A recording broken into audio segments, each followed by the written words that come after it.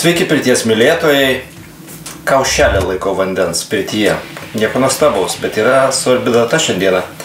Vantos lapo rezidencija, antroji pirtis žemė. Šiandieną oficialiai mes tiesiog išbandysime pirtį, pašventinsime naują krosnį. Tai yra pastovaus kūrenimo krosnis, viršutiniai akmenys, bazaltas ir pabandome apduodą garą.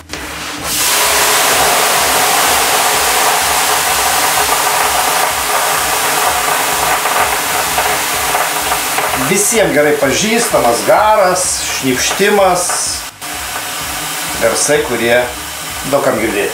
Antras testas. Į piltuvėlį keliaus vanduo, kuris pateks ten ant tų labiau kaitusių nefrito akmenų ir pažiūrėsime, kokie garsai iš ten ateis.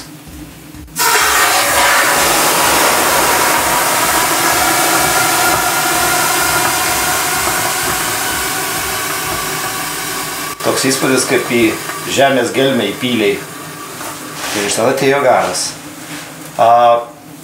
Ne visiems galbūt mėgėjams pirties pavyksta palyginti tuos garus, bet profesionalūs pirtininkai arba tie žmonės, kurie dažnai lankosi pirtyse, jau skiria garą iš vidaus nuo labiau kaitusių akmenų, kurie kaista apie 400 laipsnių, ir koks skiriasi garas nuo viršutinių akmenų, kurie kaista apie 200-250 laipsnių. Tai visiems noram, visiems galimybėm, bet svarbiausia, kad krosnis turi savyje potencialą duoti gerą, kokybišką garą, su kuriuo pirtininkas jau gali padirbėti smagiai, negauti to metalo prieskonio ir tiesiog lai vertina profesionalai. Pažiūrėkit, mano nugara jau įvertino. Garas puikus. Vytautai, kaip tu jautiesi toje pirty, kada bandom tavo gaminį? Labai puikiai. Aš tiesiog nustebęs iš tos, aš mačiau pradžią tos pirties, buvau atvažiavęs, kada jau mane čia pasižiūrėti, ten buvo visiškai kažkaip namukas kažkoks savotiškas, o dabar taip nuostabiai padaryta, aš įėjęs, žiūriu, kaip faina viskas, žinai, čia labai... Aš suprantu, kad tau patinka viskas, kas gražu, bet tavo čia darbas stovi. Tai aišku, tas mano darbas yra labai populiarus šiai dienai ir net jūs įsigijo darbui, jis yra tikrai jau pripažintas Lietuvoje ir jis turi gerus atsiliepimus, man žmonės ir paskambina, kiti ir padėkoja, kiti ir parašo, vienu žodžiu, tikrai pavykęs gaminys, sakyčiau. Daugelis Vytautai užėję į pirtį, pamatė mūras, galvoja, kad čia yra periodinė krosnis, bet čia yra tik tai toks apvalkalas, kurį mes padarėme, kad tiesiog būtų ir jaukiau, ir gražiau, ir kartu mes išvengiam to spinduliavimo nuo metalo. Saugumas pirtyje svarbiausia. Įrenginėjant šitą pirtį, konkrečiai krosnės apdaila, buvo parinkta plytų apdaila, tai praktiškai, žiūrėkit, aš galiu čiupinėti netgi čia aplink dureles visur, galiu pasiliesti koją, galiu šonu, tiesiog nėra įkaitę tiek, kad mane nuplikytų, nes aš turiu čia tokią dėmę, praeitais metais vienoje pirtyje, kur nesaugiai padaryta krosnis, aš turėjau problemų. Aš pastebėjau, kad jūs labai teisingai čia padarėt, kad apmūrinot šitą krosnį labai gerai, kadangi čia vis tiek yra nuomai daug, vis tiek susirink žmonių, kurie kitąkart buvę pirtyse, kitąkart nežino, kas tas krosnis yra, gali galvos, kad jinai nekaršta, o kai jau apmūrita, jinai praktiškai nesužeis nieko. Ir gerai, kad paliko tarpuką tarp krosnės ir mūro, ir ten yra, mačiau, padarytos tokios skylutės, vadinasi, reiškia, vyksta konvekcija, ir šiltas oras kyla į viršų, šaltas leidžiasi pačion, ir pirty maišosi oras ir jinai greičiau prikaista. Ir pati pirtis prikaista greičiau ir saugumai labai gerai padarė, šaunuoliai. Tai šita krosnis yra nerūdinčių plienų. Tai yra privalumas tai, kad jinai ilgaamžiškesnė. Ir labai gerai, kad toj kameroj, kur vidinėje toj kameroj sudėti akmenys, irgi yra ta kamera visa iš nerūdinčio plieno, reiškia, tenai papuolės vanduo ir garai būdami nesurūdys tą kamerą ir neduos į aplinką rūdžių.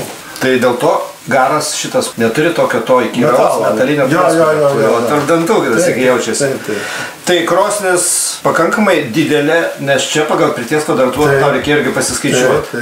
Ar tai viena didesnių šitų? Jo, čia yra didesnė. Krosnis yra galingesnė, didesnė, didelis kiekis akmenų, čia turėjo sudėti už 400 kg akmenų, man atrodo. Tas didžiulis kiekis akmenų ilgai laiko šilumą ir pastebėsit, kaip jums čia ilgai ir gerai netarnaus. Tai žiūrovas mes galim paaiškinti, kad krosnis yra pati, kaip sakant, tradiciškai, sakysim, dėžės formos, bet dar šitoj krosnį yra orkaitė, taip kaip vadinsim, orkaitė viduje, kurios viduje yra nefritas, Jisai ten tiesiog yra pačia viduje, neatidengtas ir nespinduliuoja to karšto savo. Eina, reiškia, ugnis kaitina tos orkaitės apačią, tada šonus ir aš padariau ten viršui tokius perėjimus ir viršų kaitina vienu žodžiu. Iš visų pusių orkaitė liepsnos. Jo, iš visų pusių ir naši ir gerai prikaistina. Tai krosnis kaip instrumentas turi dvi galimybės. Galima elektrinę, gitara groti, galima tiesiog akustinę. Tai šitaip sugalvoju instrumento palyginimą.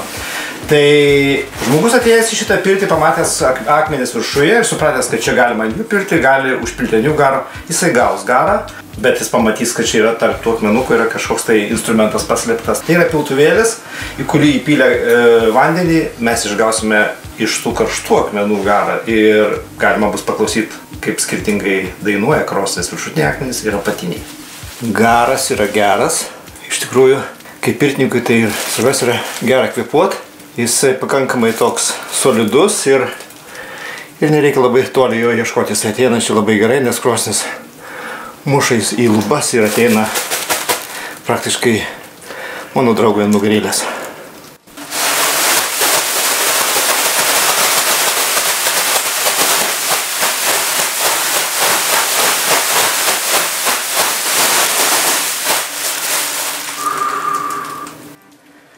Vis tiek, pirtis yra tokia sintezė daug visokiausių dalykų, tai yra kaip padaryta pirmiausiai krosnis, kokį gaunam garą, kaip padaryti plautai, kokio patogumo, kokio pločio, kokio aukščio.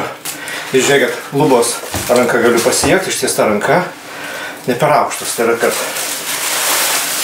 mane reikėtų pasišokinėjant kažkur ieškoti garo. Viskas yra čia vietoje, viskas patogu ir stulpas.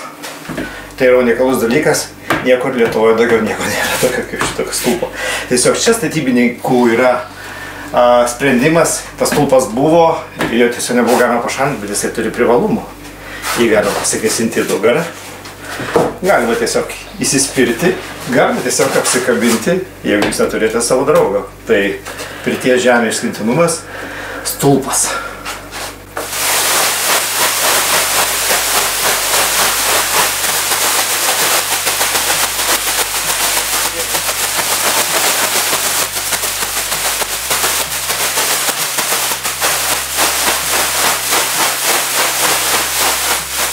Kaip Vytautai? Nu super.